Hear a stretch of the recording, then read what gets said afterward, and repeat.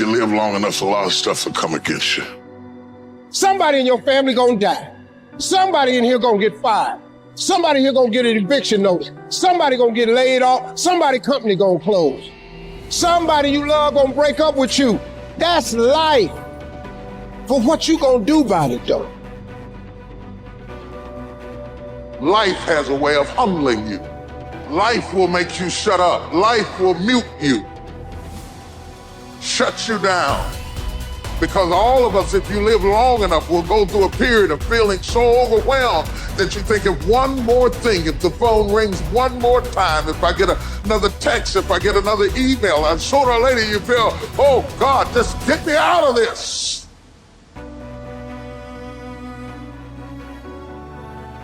If somebody came and knocked you down, boom, and ain't nothing you can do about it. But if I come back a week later and you still on the ground, we got a problem. And some of you say, Eric, it ain't my fault. You right. The way you were born, what happened to you is not your fault. But doggone it, you still on the ground after 20 years? You have absolutely nothing to do with what happened to you. It's not your fault. You got knocked on the ground. You had absolutely nothing to do with that. And I'm not blaming you for that. But if I come back a week later, you still on the ground, that's your fault. If I come back a year later, you still on the ground, that's your fault. If you get knocked down, there's nothing you can do about it. But getting back up has every single thing to do with you. And you will promise me that from this day forward, you will not be defeated. You don't belong at the bottom, and it's time for you to get your butt from down there. It's time for you to stop being comfortable at the bottom. Get your butt up and get to where you're supposed to be. The difference is not the genetic code, the potential. It's a guy that's willing to get knocked down, finally test on fortune, stand back up, the perseverance to see it through, the never say die attitude. And I go in there, man, and if I don't win, I showed up, I gave my valid effort. And tomorrow I'll do the same thing. And I'll continue to throw shit against the wall. Every day I'll throw more up there, try it again, and I'll never get comfortable. It's necessary that you take charge, that you begin to stand up inside of yourself, that you dry your tears and you're not given the luxury of feeling sorry for yourself, that you got to get in a fighting mode. You can't surrender. You can't be a chump. You've got to fight back. You've got to stand up and start. So wait a minute, what is it I need to do? You've got to make yourself move even if it hurts. Many people have been written off and said, this one won't survive. And they did. It's possible. You've got to believe in your heart of hearts that it's possible that you can beat this. Your belief, your faith, your drive, your determination, your persistence, your perseverance, your spirit. Greater is He that is in you than what's out here in this world. So you've got to decide, you've got to say, it's possible that I can beat this. And it's necessary that I do this. In spite of the pain and the conditions, you've got to mobilize your mind and your spirit. There's nothing as powerful as a made-up mind. You want affirmation, look yourself in the mirror and say, I think I can, I think I can, I think I can, I know I can. We're built to walk uphill. And when you reach the pinnacle of the hill, you want to stop and appreciate the vision, but the next thing you want is a higher hill in the distance, because it's the uphill climb that it's from the uphill climb that we derive our value. And I mean this technically. So almost all the positive emotion we feel, especially the emotion that fills us with enthusiasm, and that's to be filled with the Spirit of God, by the way, because that's what enthusiasm means. That's experienced in relationship to a goal. And so in some sense, and this is part of the religious enterprise, you want a goal that you can never attain, right? So you can always move closer to the goal that recedes as you move towards it. You think, well, that's frustrating. It's like Sisyphus pushing the rock uphill. But it's not, because as you pursue that goal, you put yourself together and your life does get better and richer and more abundant. And that's why the highest levels of virtue and goal are in some sense transcendent. You want them to be above everything you're doing so you can continually move towards something that's more sublime and better. That's what you are. You're here to live, not to sleep.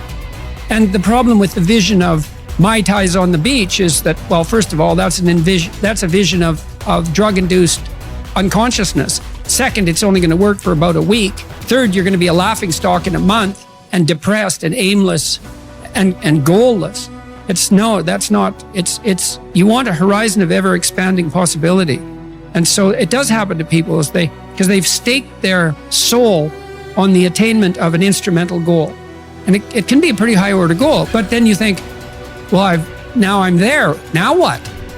Well, the answer can't be, well, I'm going to live in the lap of luxury and never have to leave the what do you want to be? A giant infant with a gold bottle? You never have to do anything but lay in your back and suck. It's like, well, you see the problem with that as a conceptualization.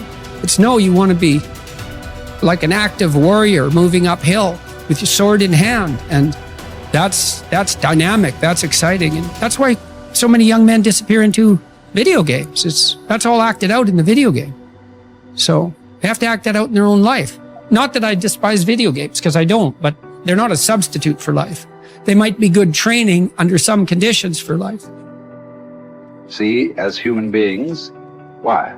The only reason why we are dominating every other creature, including massive creatures, much bigger than us, more powerful, faster, quicker, in strength, in capabilities, why we are dominating all of them is our ability to use tools, isn't it? So do not underestimate the power of the tools. If I ask you to unscrew this screw in this furniture, you try with your hands, your fingers, your fingernails, they will all break and bleed, but the screw stays right there. I give you a little screwdriver, but you don't know how to use. You poke it here, poke it here, poke it here, poke it here. No use. Only if you put it right there and use it the way you must use it, suddenly another world, isn't it? Right now, the greatest tools that we have in our hand is our own body, our mind, our emotions, our energy. These are our tools. If you harness these tools well, you will live wonderfully. If you don't harness them, you will live badly. If these tools turn against you, you will live terrible. Right now, what is it that human beings are largely suffering? No great amount of suffering is coming to you from outside. Everything is on self-help, isn't it? Poking yourself. Why? Because we gave you a sharp mind. If we had given you the brains of an earthworm, you would also be very peaceful. But to develop this level of cerebral capability, it took millions of years of evolution to get you here, isn't it? I want you to just imagine from a single celled amoeba to make you like this, how much work. And now you suffer this result. Essentially, what you're suffering is your own cerebral activity, isn't it? You have an intelligence for which you don't have a stable enough base, so it's poking you. Instead of being useful to you, it is poking you simply because this base is not stable. So one thing is to create a stable base so that this intelligence works for you. We have a huge frontal lobe, and it's 40% of our entire brain. And most people, when they have a thought, they just think that that's the truth. And I think one of my greatest realizations in my own journey was just because you have a thought doesn't necessarily mean it's true. So if you think 60 to 70,000 thoughts in one day, and we do, and 90% of those thoughts are the same thoughts as the day before, and you believe that your thoughts have something to do with your destiny, your life's not going to change very much, because the same thought leads to the same choice leads to the same behavior creates the same experience, and the same experience produces the same emotion. And so then the act of becoming conscious of this process to begin to become more aware of how you think, how you act, and how you feel. It's called metacognition. And so then, why is that important? Because the more conscious you become of those unconscious states of mind and body, the less likely you're going to go unconscious during the day. And that thought is not going to slip by your awareness unchecked. because it means to know thyself. The word meditation means to become familiar with. So as you become familiar with the thoughts, the behaviors, and the emotions of the old self, you're retiring that old self. As you fire and wire new thoughts and condition the body into a new emotional state, if you do that enough times, it'll begin to become familiar to you. So it's so important, just like a garden. If you're planting a garden, you got to get rid of the weeds. You got to take the plants from the past year and you got to pull them out. The rocks that sift to the top that are like our emotional blocks, they have to be removed. The soil has to be tenderized and broken down. You have to make room to plant a new garden. So primarily, we learn the most about ourselves and others when we're uncomfortable. Because the moment you move into that uncomfortable state, normally a program jumps in. When that program jumps in, it's because the person doesn't want to be in the present moment and engage it consciously.